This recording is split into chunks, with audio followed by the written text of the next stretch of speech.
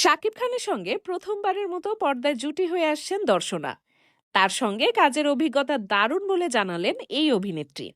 জানান, খুবই দারুণ অভিজ্ঞতা। শাকিবের সঙ্গে এটাই আমার প্রথম কাজ।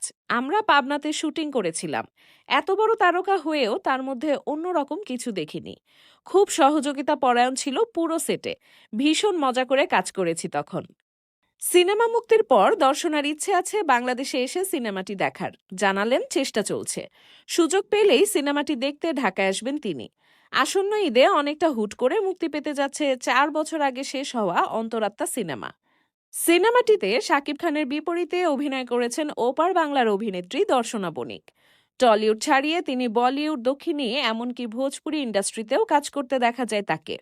তবে বাংলাদেশি সিনেমায় এবারই তার প্রথম যাত্রা নয়। আগেও এখানে কাজ করেছেন এই অভিনেত্রী।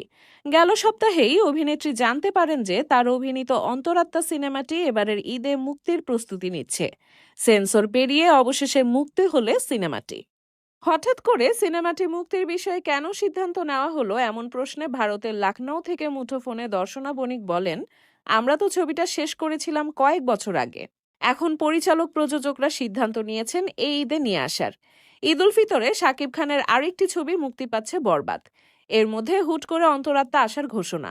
এতে করে কি দর্শক সিনেমাটি দেখতে আগ্রহী হবে বলে মনে করেন? এমন প্রশ্নে দর্শনা বলেন, এই ছবিটা কিন্তু বরবাদের বিরুদ্ধে নয়। দুটো ছবির গল্প আলাদা, নির্মাণ আলাদা। যদি একই রকম হতো তাহলে হয়তো একটা বিষয় থাকতো। শাকিব খান অনেক বড় মাপের একজন অভিনেতা, পাশাপাশি বাংলাদেশের একজন স্টার। তার অনেক ভক্ত রয়েছেন। আমার কাছে মনে হয় শাকিবের ভক্তরা তার সিনেমা অবশ্যই দেখবেন। শুধু এই দুটি কেন, আমি চাই দর্শকরা ঈদে মুক্তিপ্রাপ্ত সব সিনেমাই দেখুক।